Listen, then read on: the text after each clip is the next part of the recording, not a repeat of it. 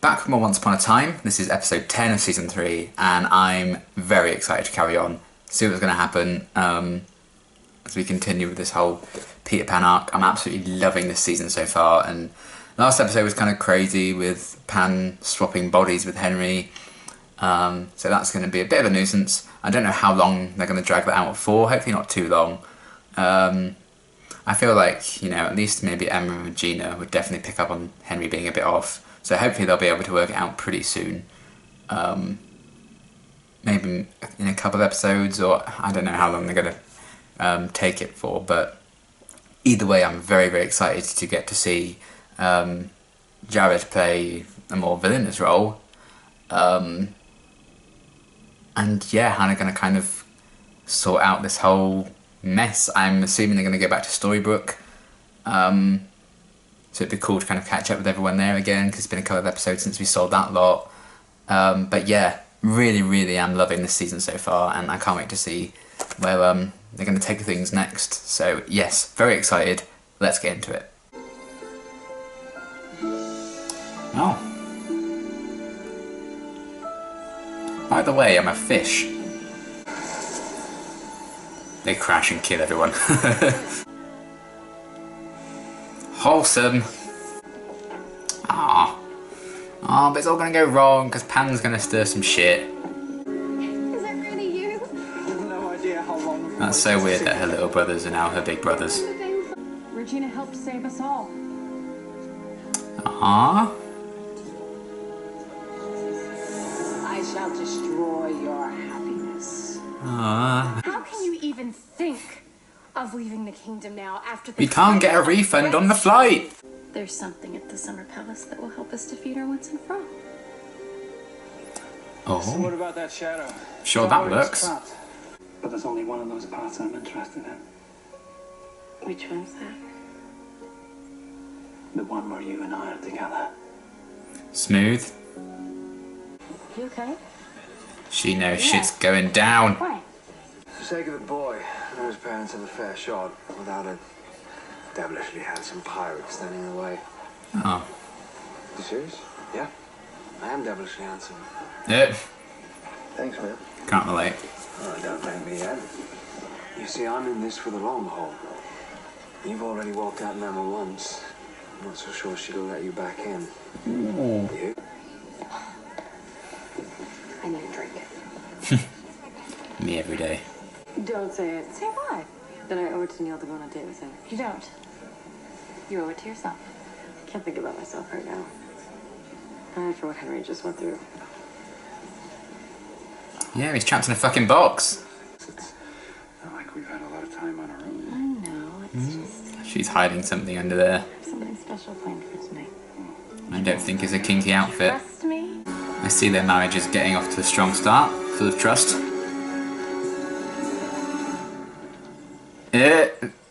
If you were to look into her eyes, she would turn you into stone. Ooh, They call her Medusa. yeah, And what, you thought we Medusa. could turn Regina to stone? How? If we find this Medusa and figure out how to use her against Regina. Then we can bang. Let's try to. Maybe I could stay with you tonight. Oh. Of course. Yeah. Just call me tomorrow and let me know what time you want me to pick you up. Come on, Henry. Let's go. Oh, but that's giving Regina false hope, because it's not Henry. He has some It's okay. Peter plan. You're not worthy to touch anything in that room. Avengers. I'll protect you. Boop.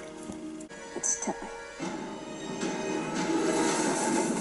Oh dear. Well.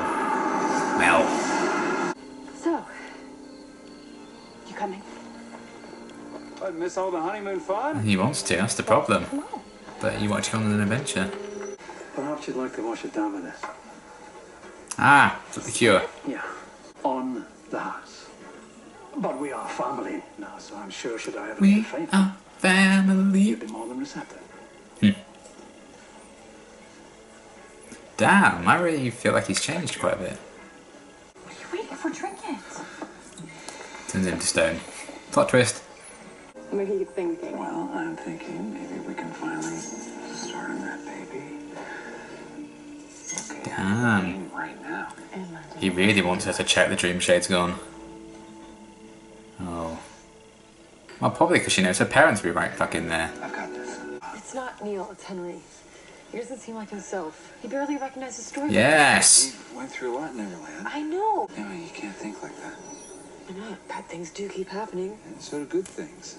I Aw. have other reasons for pushing me toward Neil. I love her getting more scenes if she needs to. Keeping me away from Hook. You think I'm interested in Hook? I'm a married man. Yeah. What a dad joke. Perhaps a drink to help settle you in. We both know you want more than a drink. You want me to help take your mind off Emma. That's never gonna happen. Nope. Oh, was it the shadow?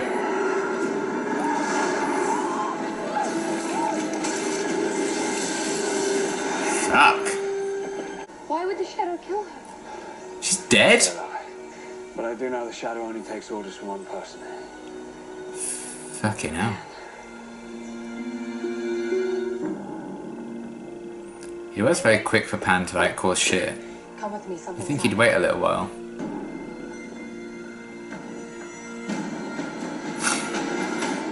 Evil. When she said cave, I wasn't expecting something quite so nice, to be honest. Oh, hello. Oh, fuck.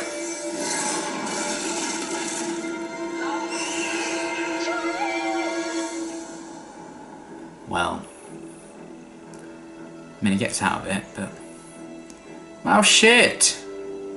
Have they literally just killed her off? Well, we have to assume he's still a threat. And that he's after Henry. Then what do I do? It's got him! No, he's right. He's not safe out in the open. He just doesn't seem quite himself. Really? You mean because he asked for me?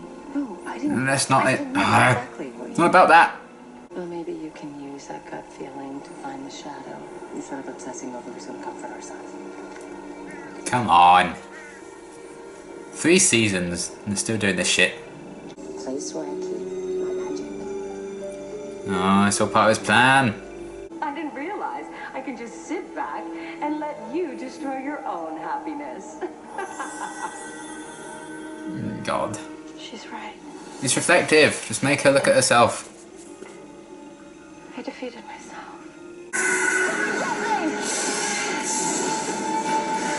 There we go. Congratulations, you played yourself. Snow.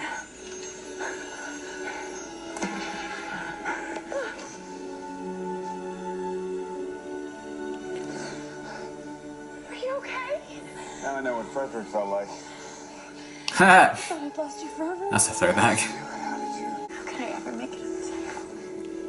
Now that you mention it, I've got a few ideas. Yeah, I bet you fucking do, you dirty bastard. If we release Pan outside Storybrook, he'll be powerless to fight back. I'm doing this. If we Clever. cross the line, Unfortunately, it's Henry! About that. Are we gonna see Expertise. Robbie get to play Henry though? Because that'd be kind of cool. Tell me something only Henry would know. I got trapped in the mines. I tried blowing up the well. I like hot cocoa with cinnamon. this proves nothing. Because he's a cinnamon roll. And what did you tell me? But I knew why you gave me up. Why? Because you wanted to give me my best chance.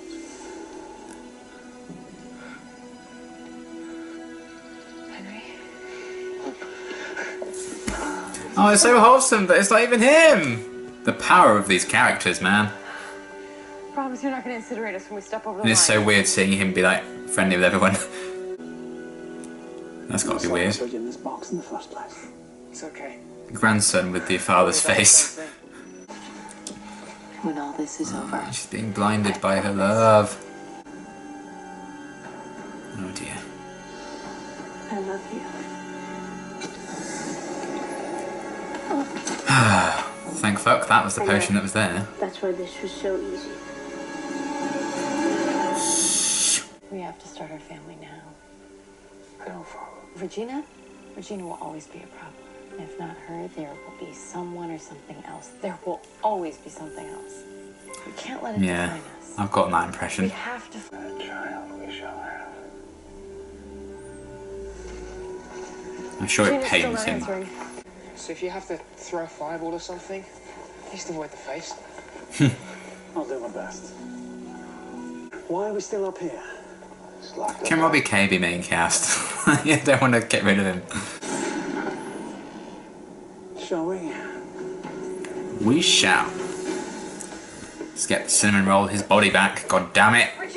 Now don't you look silly. I just wanted to believe that he still needed me to be his mother. I still do. He does still, yeah. Henry? He does do a lot of hugging in this episode. Please tell me you didn't keep it down here. Where else would I keep it? Keep what? What is it? What did Pan take? A curse? No, Felix. Oh. A curse. A curse that tore everyone from the enchanted forest and dropped them Oh. here. And when we're done with it, it's going to be the new Neverland. Can we not do that?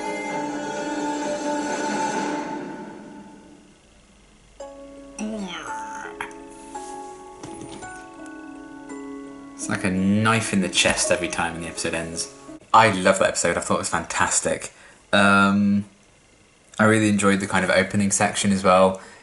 Because it's kind of cool when everyone's kind of really happy and things like that. But as an audience member, you know that Pan and Henry have switched, so you know all's not okay and you know shit's going to go down. But you can still kind of enjoy the happier moments with the reunions with everyone. You know, like we've got some closure with like the Darling children and they've kind of all gone off and they're okay. Hopefully Pan will just go back and kill them all or something. Although now Wendy's going to have to get used to living in modern day and that might be a bit tough, but never mind. Have they stayed in Storybook or have they left? Will they just forget? I don't even know how it works.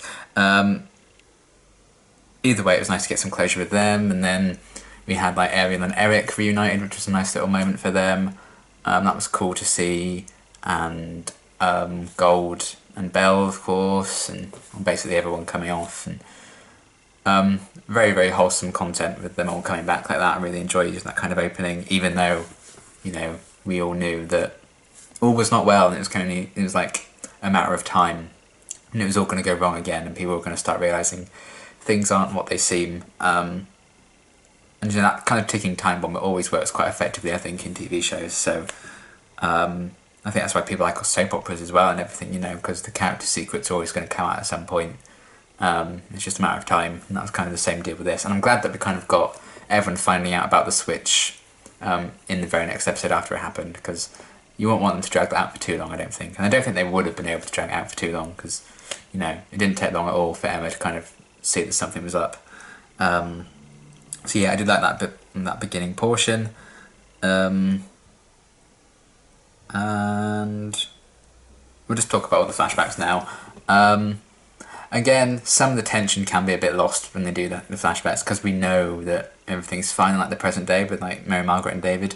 But I still really liked the really early days, I guess, of Snow and Charming's marriage, seeing Regina back to her like super camp, super dramatic season 1 ways. She's not quite like that anymore. Very pantomime villain, but in the best way. That's why we love her.